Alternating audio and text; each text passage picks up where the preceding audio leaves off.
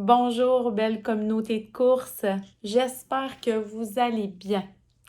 Je suis Natacha Gagné, kinésiologue et éducatrice physique. Je collabore avec la Clinique du coureur depuis déjà plusieurs années, principalement en ce qui a trait à l'activité physique chez les enfants. Ce matin, c'est ensemble qu'on va passer notre 5 minutes justement à parler d'activité physique chez les jeunes. En cette période de confinement, on veut garder nos enfants actifs. Ils en ont besoin pour dépenser leur énergie, puis nous aussi, on a besoin qu'ils dépensent leur énergie. C'est pour ça qu'on peut se poser la question à savoir quoi faire et comment le faire. D'abord, quand on parle d'activité physique chez les jeunes, il faut toujours avoir en tête un mot et c'est diversité. Pendant la période qui est l'enfance, en fait, on veut que les enfants développent toutes leurs habiletés motrices qu'on dit fondamentales. Parmi celles-ci, il y a sauter, courir, il y a lancer, attraper, se tenir en équilibre, il y a manier un bâton, une raquette, mais on a aussi nager, glisser, patiner, skier. Donc, il y en a plusieurs. Il y a une belle ressource Internet d'ailleurs qui existe qui s'appelle Au Canada, le sport c'est pour la vie, où vous pouvez avoir des ressources sur le développement des enfants, le développement moteur des enfants. Donc, en période de confinement, qu'on soit à l'intérieur ou à l'extérieur, il y a des choses qu'on peut facilement intégrer, comme par exemple lancer, attraper un ballon, une balle, en fait un objet de différentes grosseurs. On peut le faire à une main, à deux mains, on peut le faire aussi avec les pieds. On peut s'amuser à se tenir en équilibre de différentes façons. On peut sauter aussi sur un pied, sur deux pieds, sauter sur un objet, en bas d'un objet.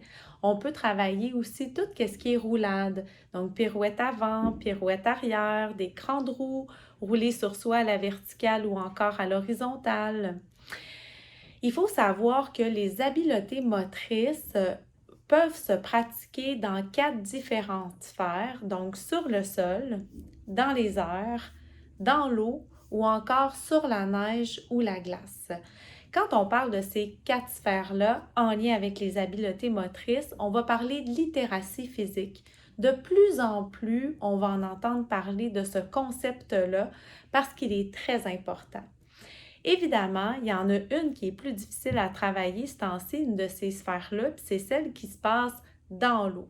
Si vous avez le privilège d'avoir encore de la neige dans votre cour, profitez-en pour aller glisser dehors. Tout ce qui est au sol, bien, ça se travaille assez facilement, que ce soit à l'intérieur ou à l'extérieur. Puis quand on parle de la sphère qui est dans les airs, bien, on parle de la sphère qui nous amène à faire ressortir ou à utiliser notre proprioception.